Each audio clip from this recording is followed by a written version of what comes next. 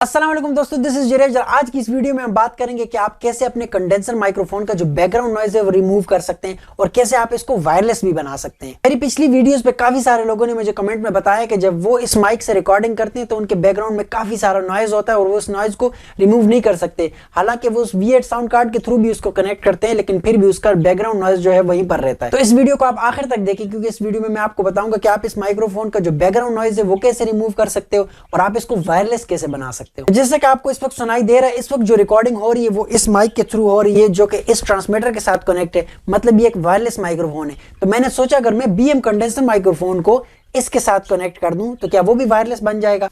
हाँ तो दोस्तों, जैसा कि आपको अभी सुनाई दे रहा है, इस वक्त मैंने इस BM कंडेंसर माइक्रोफोन को इस ट्रांसमीटर के साथ कनेक्ट कर दिया है और इसका रिसीवर लगा है इस वक्त इस कैमरे में और आपको इस माइक के थ्रू आवाज आ रही है। तो जैसा कि आपको नजर आ रहा है, इसका बैकग्राउंड नॉइज बिल्कुल रिमूव हो गया और इसकी क्वालिटी काफी अच्छी है। अभी मैं थोड़ी देर तक खामोश होता हूँ तो आप देखें, इसका बैकग्राउंड नॉइज बिल्कुल नहीं है।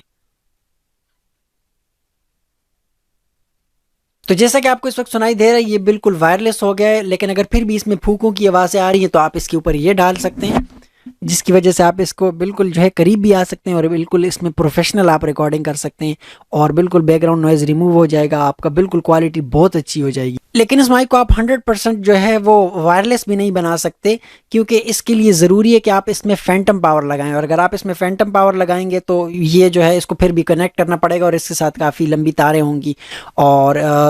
100% उस तरह फिर ये वायरलेस नहीं हो सकता। लेकिन फिर भी ये वायरलेस हो सकता है और इसका बैकग्राउंड नॉइज भी रिमूव हो सकता है। लेकिन अभी मैं आपको बताऊंगा कि अगर आप इसको डायरेक्ट अपने मोबाइल के साथ, अपने कैमरे के साथ या अपने कंप्यूटर के साथ कनेक्ट करते हैं तो फिर आप इसका बैकग्राउंड नॉइज कैसे रिमूव कर सकते हैं। तो मैं दोबारा इस माइक को लगाता हूँ और फिर मैं आपको बताता हूँ। जब आप इस माइक से रिकॉर्डिंग करते हैं, चाहे वो V8 साउंड कार्ड के थ्रू हो या डायरेक्ट अपने मोबाइल के साथ आप रिकॉर्डिंग करते हैं या कंप्यूटर के साथ, तो इसमें काफी नॉइज होता है। उसको रिमूव करने के लिए सबसे इंपॉर्टेंट ये है कि जो जहां भी अगर आपके पास गेन का ऑप्शन है, अगर आप मिक्सर के थ्रू रिकॉर्डिंग कर रहे हैं तो मिक्सर में अगर आपके पास गेन का ऑप्शन है तो आप गेन को कम कर दें। कंप्यूटर में है तो सेटिंग्स में जाके जब आप वॉइस रिकॉर्डिंग कर रहे हो तो उसमें गेन कम कर दें। मोबाइल में भी सेम, हर चीज में सेम ये है कि आपको गेन को कम करना होगा। दूसरी बात जो बहुत ज्यादा इंपॉर्टेंट होती है और काफी सारे लोगों को इस बात का नहीं पता, कि जब आप रिकॉर्डिंग कर रहे हो तो आपके माइक के पास या आप अगर V8 साउंड कार्ड के साथ रिकॉर्डिंग कर रहे हैं या किसी भी चीज़ के साथ रिकॉर्डिंग कर रहे हैं, उसके पास चार्जर वगैरह या कोई भी इलेक्ट्रॉनिक्स हो, आप सारे इलेक्ट्रॉनिक्स को एक दूसरे के करीब ना रखें,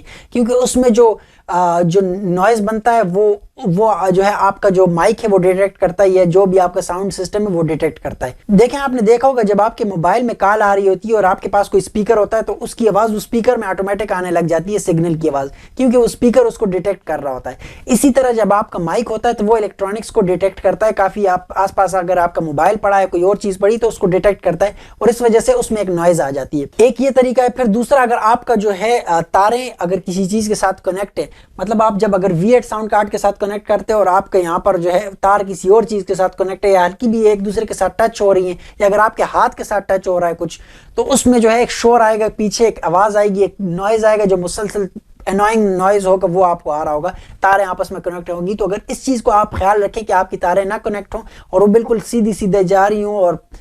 कनेक्शन आपस में ना बन रहे हो उस तरह, तो इस वजह से आपका जो है नॉइज है काफ़ी रिमूव हो जाएगा। और ये तरीका मैं भी करता हूँ कि नॉइज रिमूव करने के लिए मैं इलेक्ट्रॉनिक्स को दूर कर देता हूँ अपने माइक से और जिस जगह में मैं रिकॉर्डिंग कर रहा होता हूँ वहाँ से इलेक्ट्रॉनिक्स दूर कर देता हूँ। तो दोस्तों, अगर आपके कोई और क्वेश्चन है तो आप वो मुझसे कमेंट्स में पूछ सकते हैं और अगर आपको ये वीडियो पसंद आई तो आप इस वीडियो को लाइक करें और इस चैनल को सब्सक्राइब करें, क्योंकि आपके सब्सक्राइब करने से मुझे बहुत ज़्यादा हेल्प मिलती है। तो फिर मिलेंगे अगली वीडियो में।